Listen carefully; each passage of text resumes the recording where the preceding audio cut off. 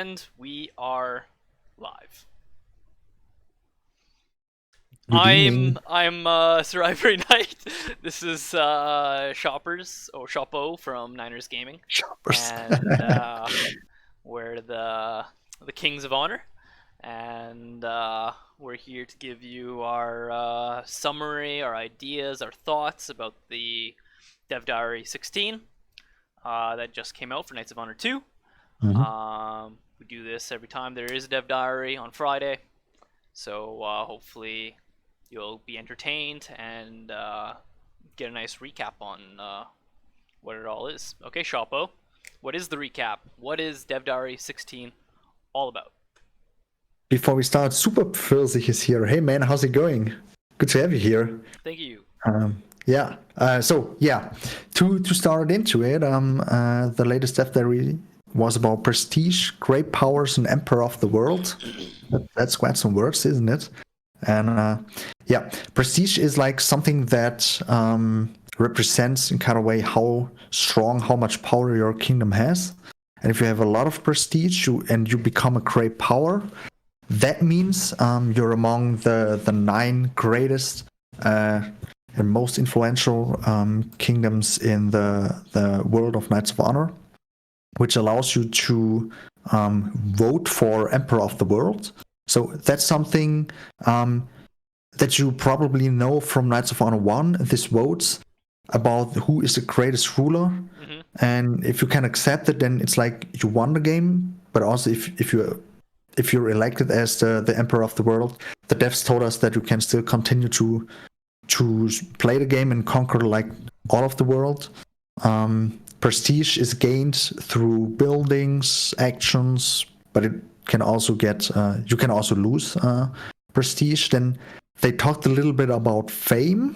So fame, as they said, is more something that took place in a history of a kingdom, and prestige is more in the current situation as it is right now. Sh0ppo is writing. He's doing fine, which is great to hear. And he didn't read the Death Diary yet, so that's perfect. Perfect. I hope you do a good job to really break it to you. So continuing with fame and prestige is there is a certain amount of prestige like in the world, and it's shared among kingdoms. So you kind of have to fight for it. And fame you can just gain or lose, and it adds or subtracts from prestige. That's like the basic thing. For prestige itself, there are 15 rankings, as they told us, in 5 categories. So we do have wealth, we do have conquest, culture, society, and politics. So each of these can have like three rankings. As I got it, I don't know if it's 15 in one area. It says 15 in 5 categories. So it should be three per category. Yeah. Yeah. Okay, then I got that correct. Yeah. So each category of wealth, conquest, culture, society, and politics seems to be divided into 3 additional. Yeah. All right, perfect. And then once you're a great power in the world of Knights of Honor 2, you can participate in the vote for the Emperor of the World. And if you're among the second greatest, the second, the 2 kingdom with the most and the second most prestige, you can get elected. And the other kingdoms, the other great powers, do decide whether they want to elect you or not. And that not only depends on how strong you are, but also how likable you are. If you have good relations with them, or maybe a marriage, which I will talk about in a second. There was a very interesting fact coming to marriages. Then it's probably that they will vote you, and if you don't have good relations or they don't really care about you, like in Knights of Honor 1, then they probably won't. Yeah. So yeah, and you yourself can vote for yourself or just skip. No. Remember, because I asked that question. You cannot vote for yourself. No, If no, you can skip voting for someone else, but yeah, you can't vote for yourself. Yeah, that's for sure. Yeah. and that's actually an important point because I asked, well, what if you just collected a bunch of prestige and then you just Mm-hmm. claim emperor title, vote for yourself. If you have more than the prestige than everybody underneath you, you just automatically win. But they mentioned, the devs, that you can't, when you claim the title, you can't, your prestige doesn't go into your own vote. Um, so what that means in the terms of gameplay, if you want to become emperor of the world, your prestige, it matters in terms of the underlying things that add up to it, but nothing directly in the voting process. It's all about your relations with those countries. But if you want to vote somebody into power, then your prestige matters. Then your prestige represents Yep. your voting power to put somebody else into emperor of the world. And for if you, I see you have the first of the screenshots for the voting up on stream, Yep. because if you look closely, it says prestige for King Edward III. It says prestige 2,550, which is 6%. And they told, you know, very related to your question, they said prestige is very balanced, so you can't gain a whole lot of prestige. You can't gain like 99% or 80% or 60% of prestige, I guess, because you share it with other kingdoms.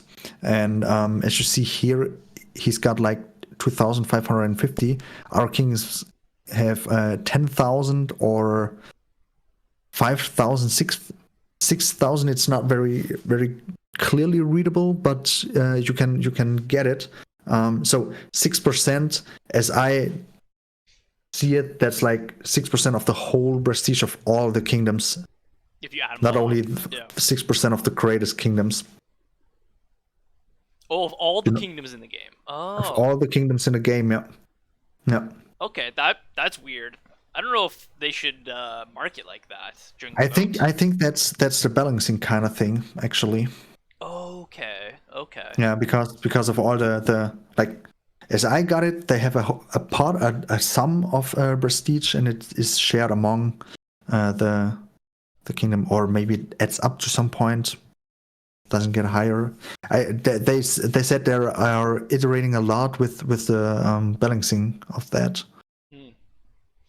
because there is room for exploiting it. Yeah, and one of the comments on the DevDiary forum, kind of aggressive too. When I was reading it, Mhm. was all worried about how this will be taken in multiplayer. Um, and I Mhm. mean, there are fair concerns about prestige being a kind of mechanic that if you can exploit during multiplayer, then all of a sudden, me and Sh0ppo here can team up, exploit prestige, and then vote in one of us, and then just win the multiplayer game. Yeah, Um, how do you feel I about that? I read through it. I didn't like you said, it was in kind of a very aggressive way, or he was treating like the. It felt like he He was felt telling the angry with the devs there. devs, to be Yeah, honest. Yeah. yeah. It felt like he was accusing the devs of doing stupid work and developing a stupid game. So in general, I don't like it. And if you do it, I probably won't share your opinion. He may have a few points. Yeah, I tried to like Which cut can get a through the problem. aggressiveness and get to like, okay, he does Yeah, make but some valid points. nevertheless, I didn't totally get his points. I mean, if you have to really try hard to exploit the game, and I don't see the potential for it as he described it. But I if you do put that much effort into exploiting the game, then come on, it's your own fault. I think he has some valid points that Yeah, yeah, if you're yeah. engineering a multiplayer game where you expect people to be playing hyper competitively and Yeah, I mean, if you're playing with 4 or 5 players, even, then yeah, if two team up, then it can get really annoying. Yeah. but so what I was trying to get at was I think in a hyper competitive atmosphere where people are just trying to win at whatever cost, then yeah, maybe the system that devs have created might be exploitable in very unfortunate ways. But I think those will eventually get patched out. And I don't think the devs do dream of this game as being hyper competitive in multiplayer. I think Oh, they are thinking of this multiplayer in a more of a friendly competitive atmosphere where you start up a multiplayer game with 4 or 5 friends. So it's not going to be, oh, how can we find this particular exploit to beat all my friends? You know, yeah, yeah. people aren't going to be doing that.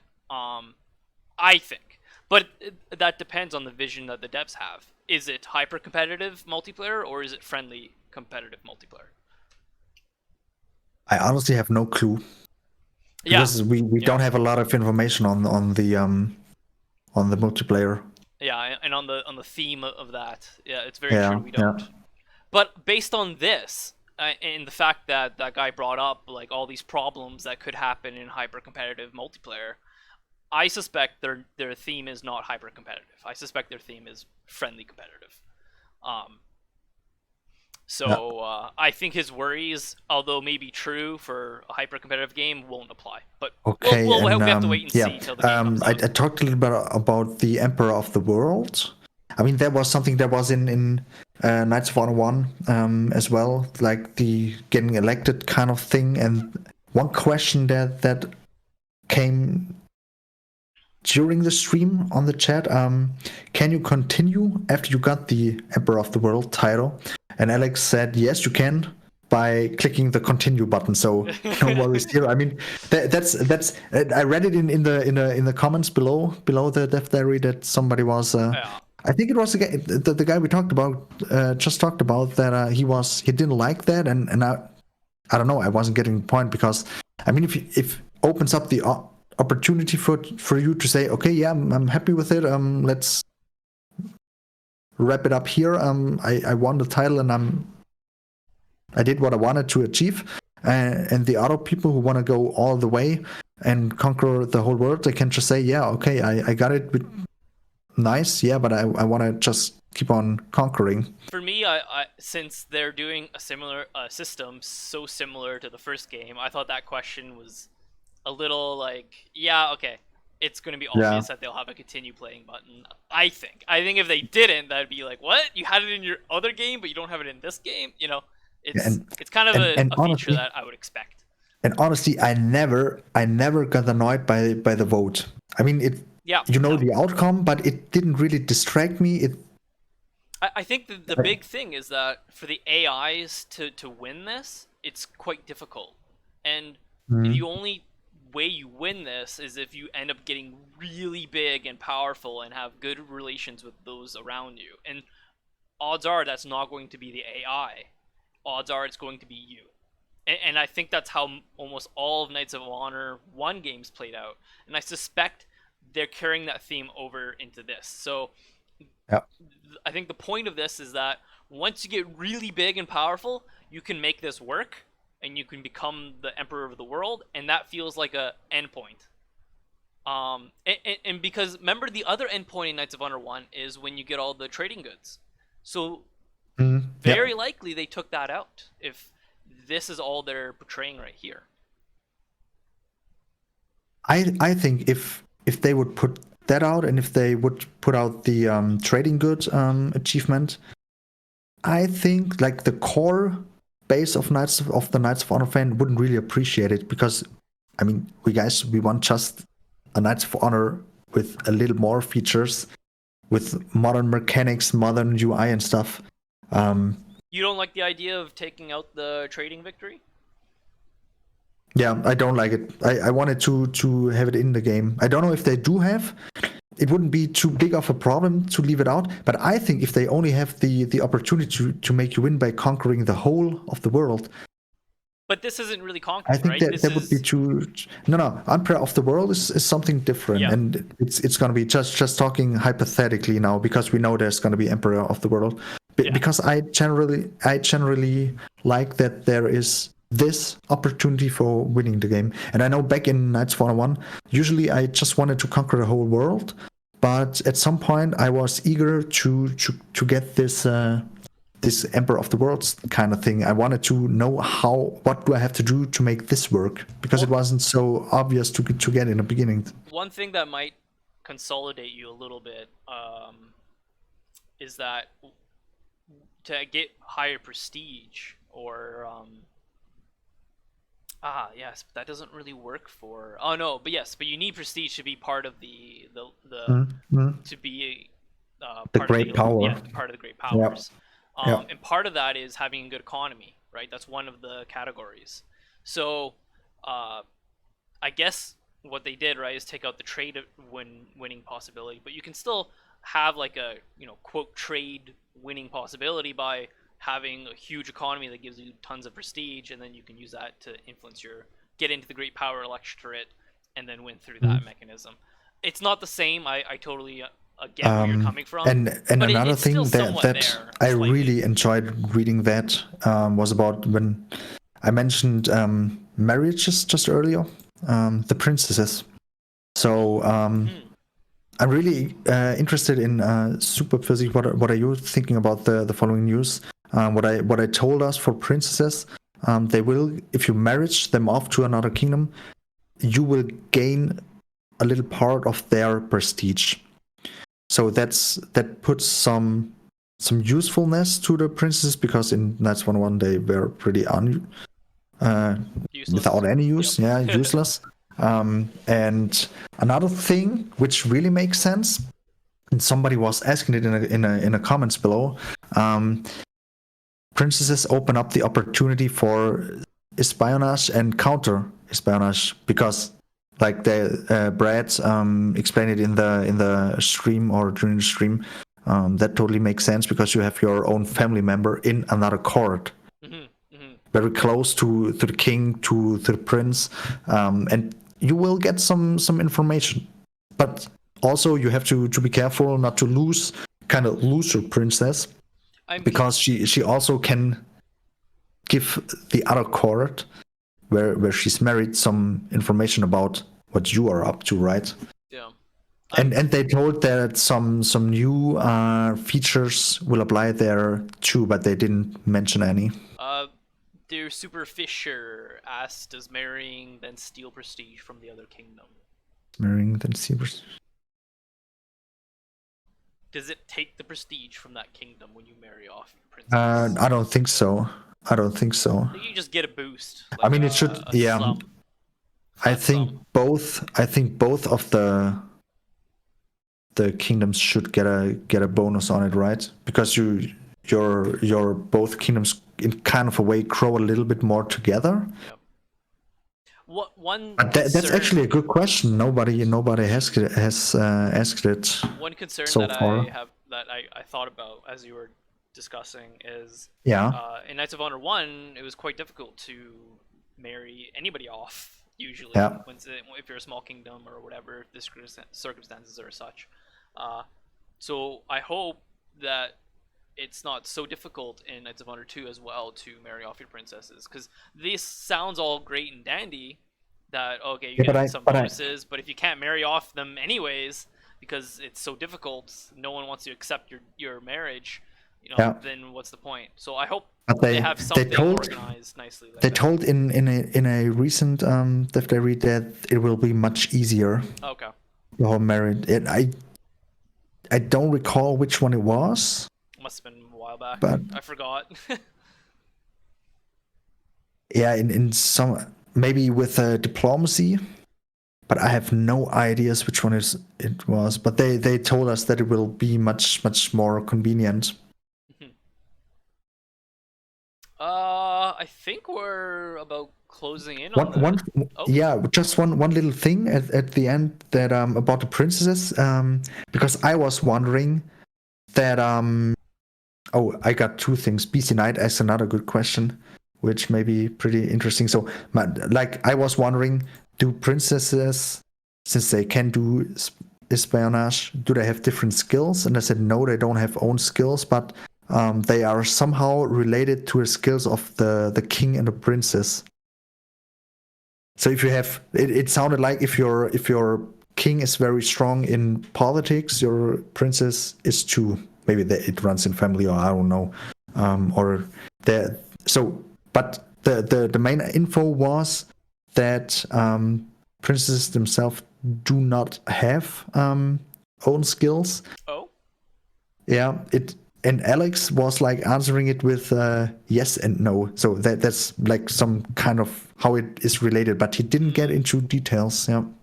interesting. Maybe it's not really like a royal court member per se, but something else, Yeah. as it was in Knights of Honor Something. 1. Yeah. And then BC Knight was asking if there will be Steam achievements. Ah, Like, yes, yes. I wanted to bring that up too. I forgot. yeah. Yeah, That's exciting.